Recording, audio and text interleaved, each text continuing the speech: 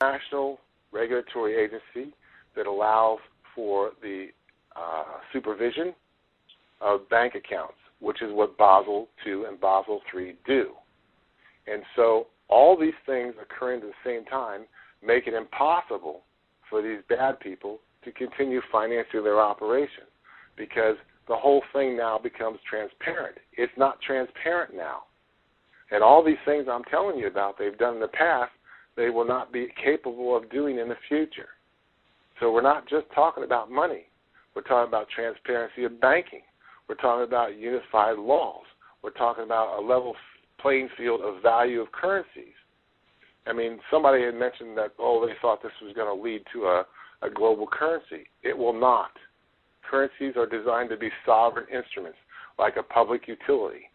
And therefore, the reason we're going through all this revaluing and rebalancing is so all countries can have their own currencies if they choose to, but those values will be set that it will be a reasonable expectation of what you'll get in return for it tomorrow.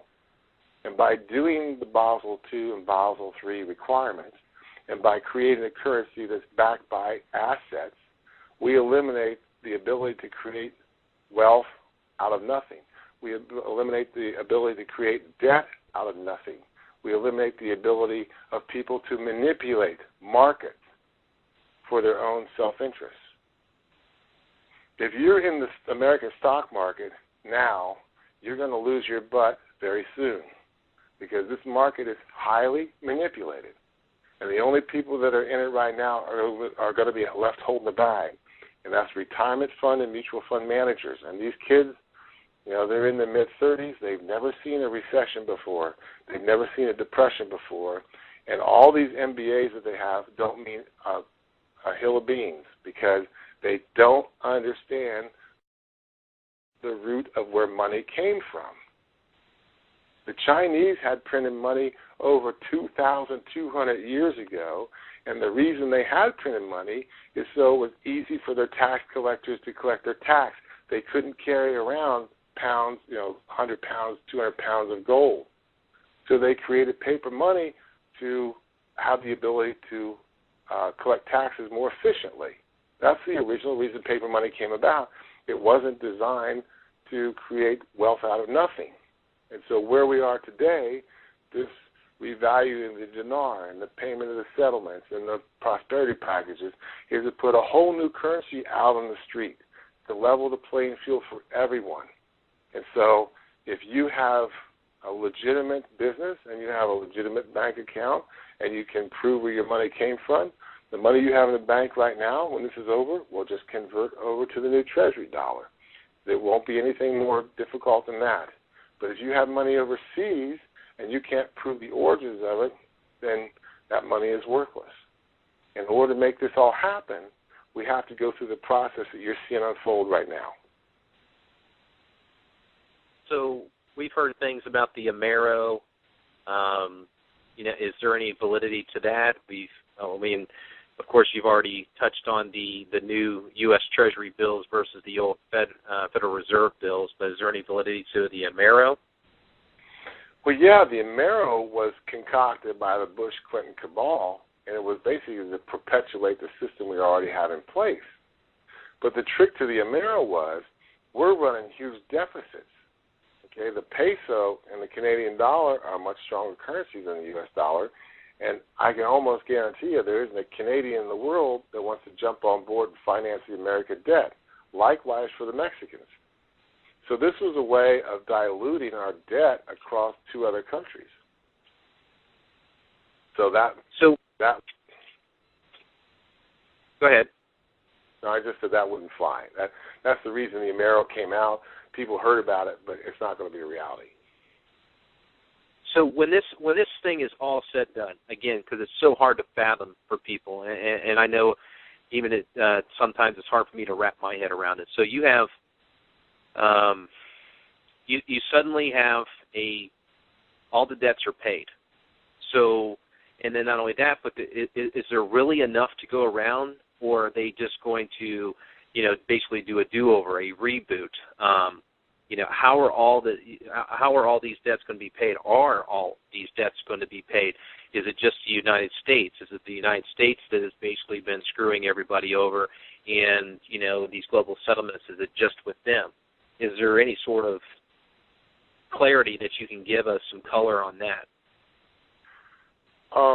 Yeah, we go back to the first comment I made about that is our dollar is created out of debt, so that's a negative value.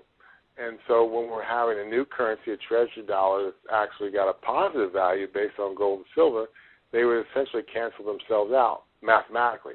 The problem is if we have to reconcile things from, like, let's say we convert tomorrow, if we have to reconcile previous debts based in a negative and we're reconciling them to a positive, that's mathematically impossible. So the only solution is the zero amount. But the majority of the debt we're carrying are collateralized debt obligations. And here's the trick to this thing. Most of the big banks that are upside down, that are struggling, they are carrying tons and tons of CDOs, collateralized debt obligations, and the same across the world. Bernanke, under pressure about 3 weeks ago, admitted the CDOs were worthless. So effectively, he's already admitted that all the debts are gone. Now, the CDOs are based on the mortgages that were packaged in this mortgage kiting scheme that you look at as the mortgage debacle. Right now, any mortgage that was written since about 2003 is probably worthless, because in order to sell these CDOs, they had to pull off the promissory note so that the investors overseas could not see if these notes were performing or non-performing. And that would be based on the amount of money they would pay for that mortgage-backed portfolio they would buy as an investment vehicle. Now, what's happened, the scheme was this. A spin-off of Delmarva, which was a CIA front operation, was a company that still exists, is still in its operation in Pinellas, Florida, called Nationwide Trust Services. And Nationwide has people down there, some of them can't even speak English, but they're listed as a vice president for documents for Wells Fargo, or a vice president so-and-so for Bank of America. Anyway, they got all these people at the Nationwide Trust Services there in Pinellas, Florida, that have never been to a Bank of America office, never been to a Wells Fargo, never been to a Deutsche Bank office, and they're signing these documents, rolling these mortgages over. And this is a spin-off into MERS. Some of you have heard about MERS, and all of this is fraudulent. So when this money is reissued, the new currency, they cannot prove at this point that there is a mortgage obligation, because there's no promissory notes, because they destroyed them in the process, so they couldn't prove, they didn't have any way to prove that the mortgages were performing or non-performing. They did this to deceive the investors. Now it's turned around and bit them in the butt, because now if you can't prove that there's a promissory note attached to that mortgage by rule of law, your house is free and clear. Now, if this becomes known publicly to the entire country, and it's already been proven in a Massachusetts case, it's already been proven in an Ohio case. You don't have the promissory note, you don't have the backing of a mortgage, therefore your house is free and clear. So that's another avenue by which debts are going to be forgiven.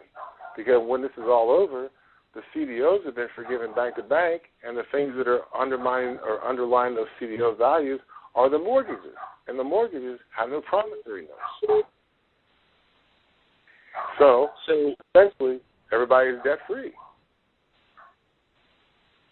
Now, so are you saying that individually, the way that they've been doing this, as far as the mortgages that people, I mean, of course, we all know about the mortgage bubble burst here in the past couple of years, and believe me, I was selling mortgages myself through a company. So you're saying that for the most part that a lot of these mortgage debts that people have are going to basically be gone, or this is kind of making a lot to swallow. Yep, they're going to be gone. Because you can walk in any court of law and say, hey, Mr. Bank of America, show me the promissory note. And if they can't show a promissory note, there's no mortgage.